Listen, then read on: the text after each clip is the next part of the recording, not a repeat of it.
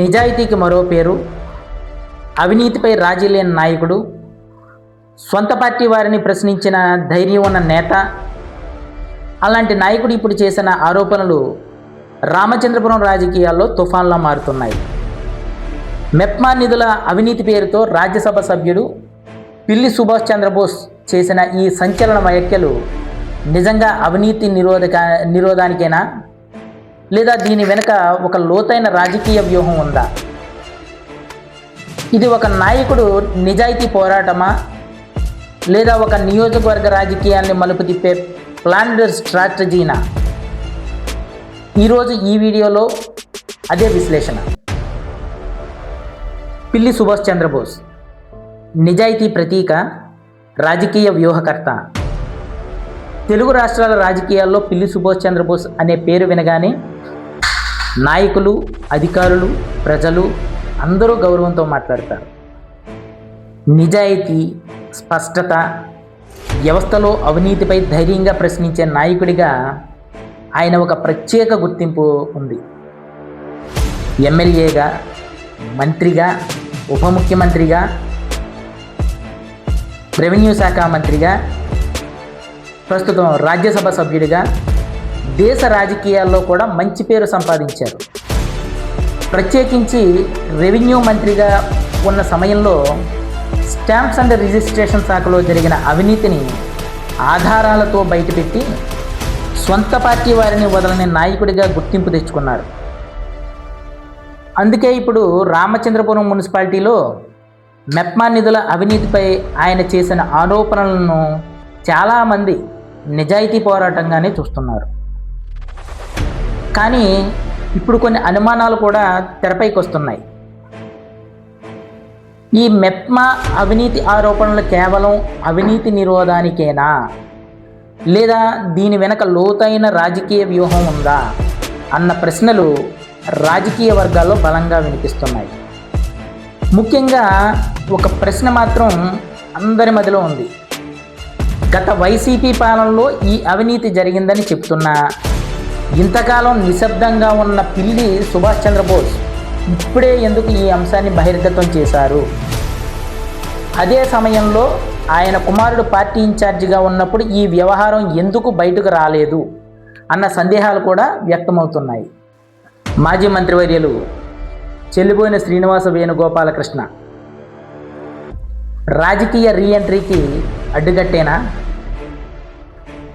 రామచంద్రపురం నియోజకవర్గం నుంచి మాజీ మంత్రి చెల్లిపోయిన శ్రీనివాస వేణుగోపాలకృష్ణ గారు తిరిగి రాజకీయ రీఎంట్రీ ఇస్తున్నారని, అందుకోసం ప్రయత్నాలు జరుగుతున్నాయని, అధిష్టానం వద్ద పావులు కదుపుతున్నారని సమాచారం. ఈ నేపథ్యంలోనే ఆయన రాకకు బ్రేక్ వేసేందుకే మెప్మా అవినీతి అంశాన్ని తెరపైకి తీసుకువచ్చారా అన్న అనుమానాలు కూడా వినిపిస్తున్నాయి. ఇదే కాకుండా మరో కోణంలో కూడా చూస్తే రాజ్యసభ పదవీకాలం ముగింపు, తదుపరి అడుగేంటి? పిల్లి సుభాష్ చంద్రబోస్ రాజ్యసభ పదవీకాలం ఇంకా కొద్ది నెలల్లో ముగియనుంది. ఈ సమయంలో మరో కీలక బాధ్యత, లేదా పార్టీ లోపల బలమైన పాత్ర కోసం అధిష్టానం దృష్టిని ఆకర్షించే ప్రయత్నమా? అవినీతి అంశాన్ని గట్టిగా లేవనెత్తడం ద్వారా నేను ఇంకా యాక్టివ్గా ఉన్నాను, పార్టీకి అవసరమైన నాయకుడిని అన్న సంకేతాన్ని పంపుతున్నారా అన్న చర్చ కూడా జరుగుతుంది. వేరొక కోణంలో చూస్తే వర్గ రాజకీయాలకు ముగింపు సంకేతమా, లేదా వారసత్వ రాజకీయమా? రామచంద్రపురం నియోజకవర్గం ప్రస్తుతం వైఎస్ఆర్ కాంగ్రెస్ పార్టీలో 4 వర్గాలుగా ఉంది. ఒకటి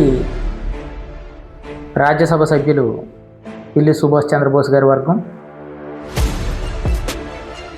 మాజీ మంత్రివర్యులు చెల్లిపోయిన శ్రీనివాస వేణుగోపాల్ గారి వర్గం, మూడవది ఎమ్మెల్సీ తోట తిరుమూర్తులు గారి వర్గం, కొత్తగా యువ నాయకుడు పిల్లి సూర్యప్రకాష్ గారి వర్గం.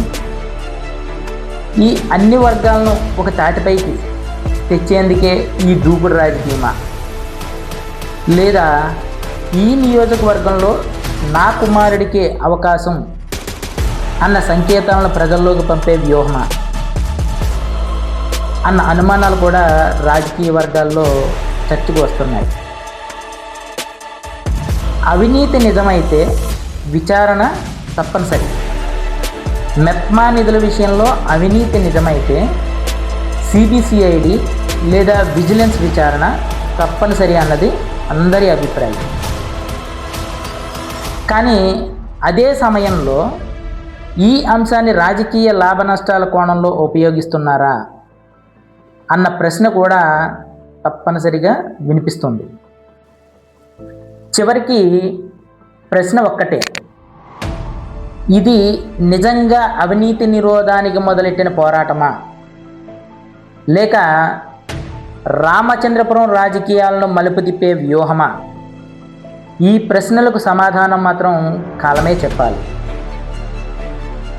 నిజాయితీ పేరుతో రాజకీయాలు నడుస్తున్నాయా, లేదా రాజకీయాల పేరుతో నిజాలు బయటకు వస్తున్నాయా? ఇది అవినీతి నిరోధానికి వేసిన అడుగంటారా, లేదా రాజకీయ వ్యూహం అంటారా? మీ అభిప్రాయం ఏంటి? కింద కామెంట్ చేయండి. ఇలాంటి నిజమైన రాజకీయ విశ్లేషణలు మరిన్ని కావాలంటే మా ఛానల్ని సబ్స్క్రైబ్ చేయండి. మళ్ళీ కలుద్దాం ఇంకో రాజకీయ విశ్లేషణతో. మీ నాగేంద్ర ప్రసాద్.